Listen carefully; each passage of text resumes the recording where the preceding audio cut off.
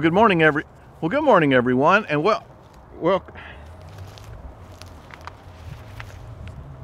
I don't know how much of this video I'm going to get done today. It's somebody's breakfast time, and they're letting me know about it. Why don't you go somewhere else, Lily? Okay. Sorry, guys. Good morning, and welcome back to the ranch. I'm Dr. Lee, and no, it's not. Well, good morning, everyone, and welcome back to the ranch. I'm Dr. Lee, and it is another somewhat mediocre day in South Texas. It is January, kind of cold outside this morning, a little bit of mist in the air, cloudy, and a little wind, so somewhat yucky. But when a Texan can come out in just a hoodie, it's not that bad of a day. But anyway, guys, I hope you're doing well. Hope the weather's good where you are.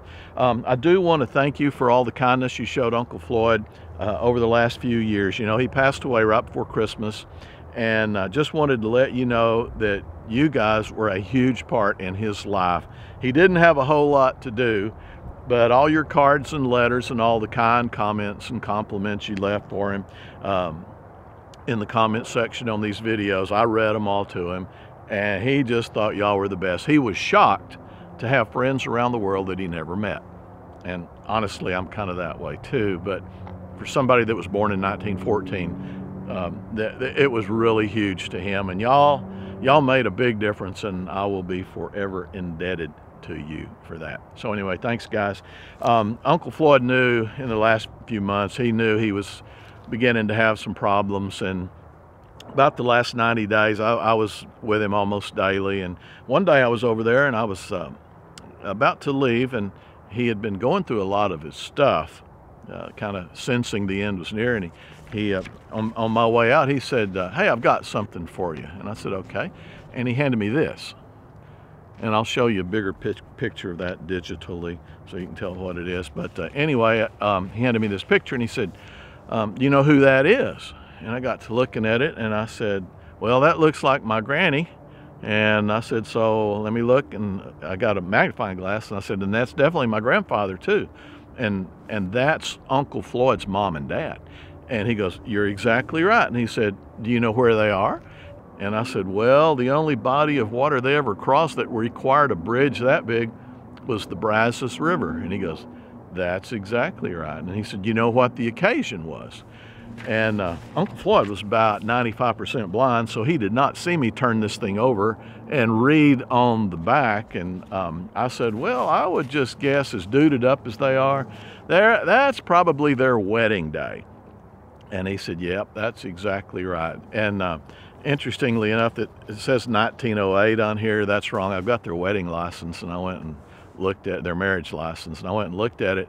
And it says 1910. Interestingly enough, they kind of, their forms didn't go all the way to 1910, so they had to kind of rig them a little bit and be creative. They, you know, back then they did not throw anything away.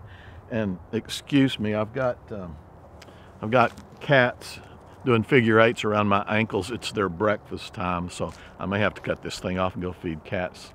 But anyway, Uncle Floyd said, yep, that was Mom and Dad's wedding day. They were coming across the Brazos River in Dr. McCracken's buggy. All they had was an old wagon and some mules, and they borrowed a buggy from Dr. McCracken. He's the one that gave Uncle Floyd the pistol, the old Colt single-action Army pistol that he used to keep under the seat in that buggy when he had to go out on farm calls. But anyway, Uncle Floyd said, do you know the events that led up to their marriage? And I said, no, I really don't. And he said, well, one of them was a pretty sad event. And he said, and the other one involved a talking snake. And I go, oh, yeah, of course, a talking snake. And I said, oh, wise one, would you like to enlighten me on this talking snake story? And he goes, yeah. The sad part, he said, my dad, which is my granddad, he said when he was 12 years old, when he was a boy, he and his two brothers were out on the farm with their mom and dad, and their dad got killed in a farming accident.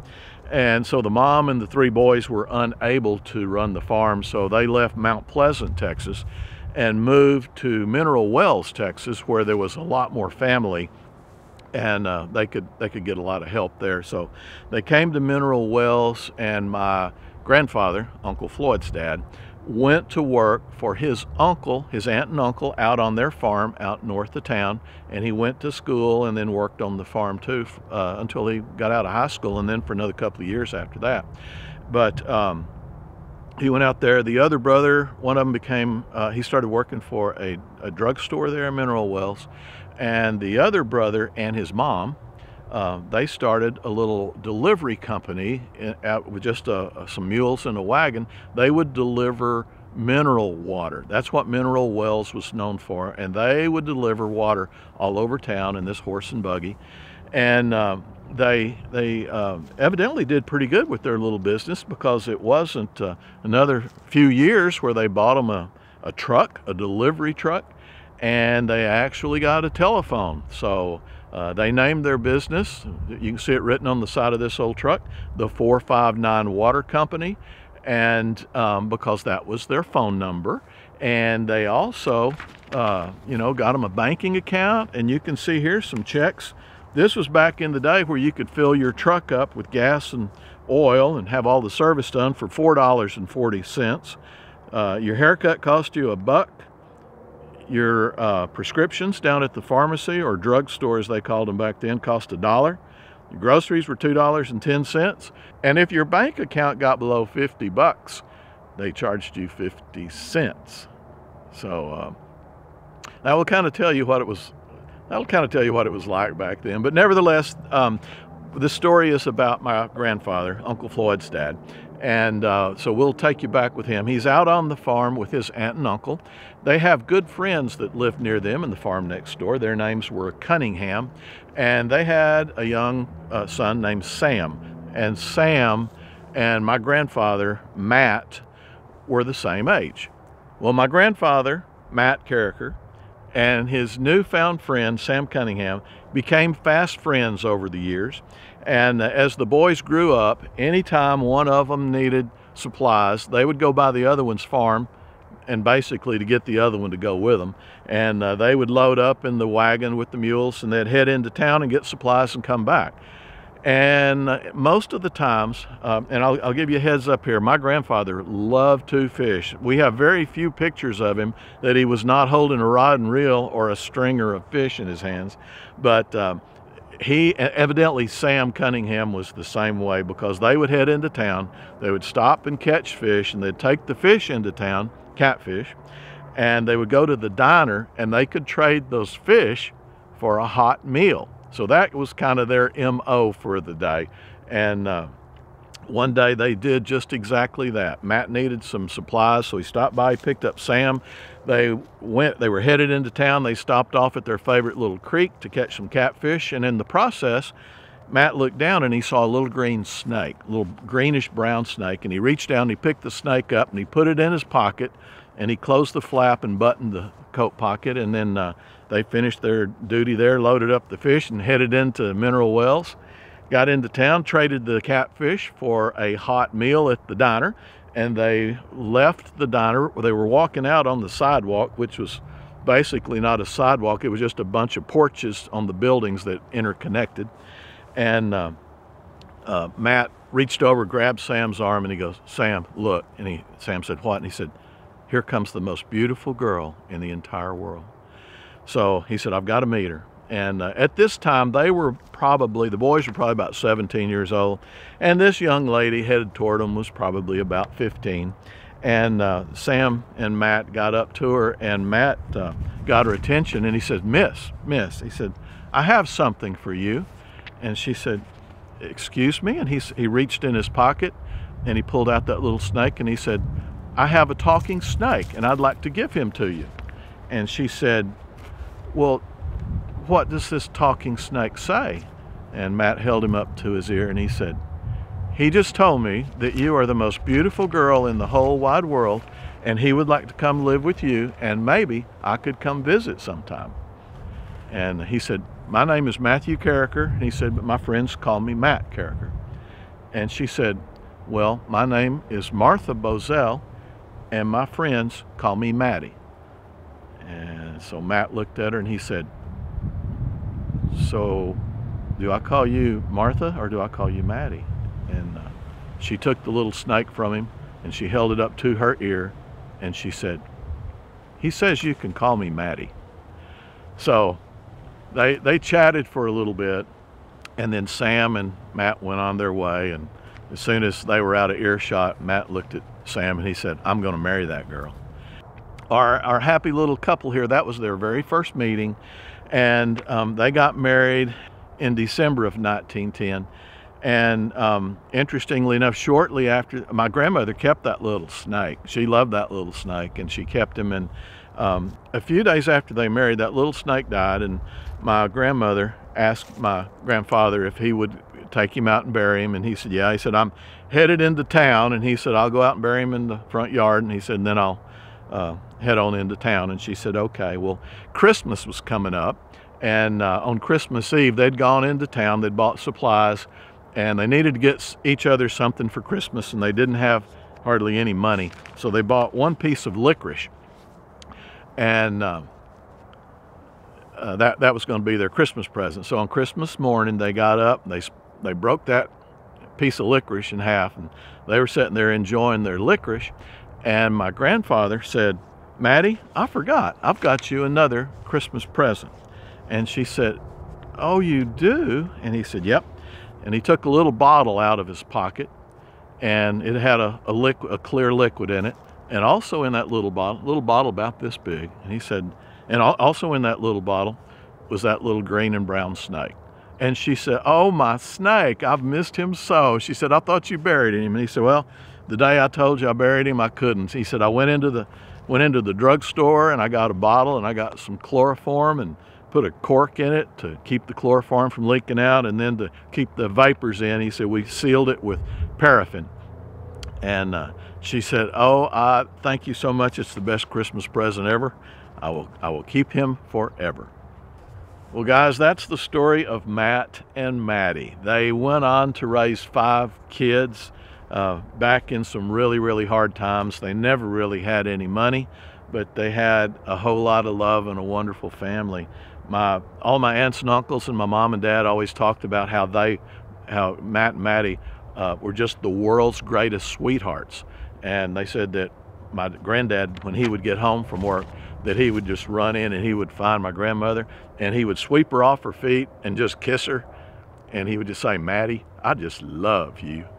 And so he was a charmer anyway, but just a family full of love. And we do have a lot of pictures left over. This is my grandfather and my dad when my dad was a baby in 1926. This is Uncle Floyd driving his mule team when he was 5 years old in 1919. Over there on the right, you can see his sister, my Aunt Marguerite, on the porch. And this is Uncle Floyd and George and their dog Villa in 1917. They called her the rattlesnake dog because she killed so many rattlesnakes, and she'd get bit, and they said my grandfather just tie her under the house until all the swelling went down. And here's a family picture showing the first grandchild back in 1944. And this last picture is a picture of Matt and Maddie, and the boy in the middle, that's my dad, and that picture was taken in 1945. And that was the last picture they have of Matt alive. He passed away shortly thereafter at age 55, and which was a terrible, sad thing, and just broke my grandmother's heart, and all the family actually, because they all loved him so much. And my grandmother lived on to be, she passed away a couple of weeks short of her 102nd birthday. Floyd, as I was leaving that day, after he told me that story, and it took him a lot longer to tell it than it did me, he said, he said, "I want you to have that photo." And I said, "Well, thank you, I appreciate that, I'll cherish it forever." And he said, "Oh, I want you to take something else too." And I said, "Okay." And he reached in his pocket, and he pulled out that little dude right there. That, my friends, is our little, what used to be green and brown snake. My grandmother did love it, and she did keep it forever. She kept her word. Right before her death, she gave it to Uncle Floyd, and she said, "I want you to keep him as long as you can and then pass him on." So I guess I am the new bearer of the talking snake, and I guess his story will live on a few more years anyway. So I asked Uncle Floyd, I said, okay, I said, did you ever listen to him? Did he ever talk to you? And he goes, yeah. And I said, what did he say? And he said, let me out of this damn bottle. That's Uncle Floyd, though, you know, the jokester to the end. Well, guys, that's about it from out here on the ranch. I appreciate you tolerating the clickbait and the elongated story. I hope you're all doing well. I hope you come back to see me soon. I always enjoy visiting with you. So once again, you guys take care. Always what? Oh, always remember we love you. Y'all take care. We'll see you soon. Bye-bye now.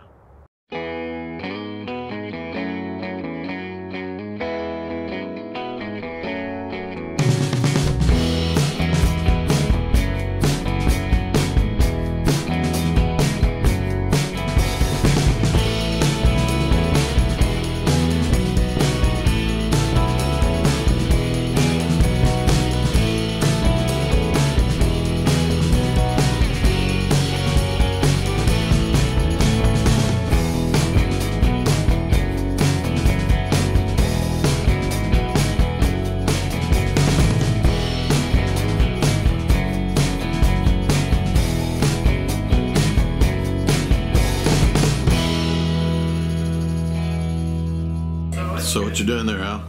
Neutering a dog, Dad. All right. Who's gonna learn you? That's a mistake.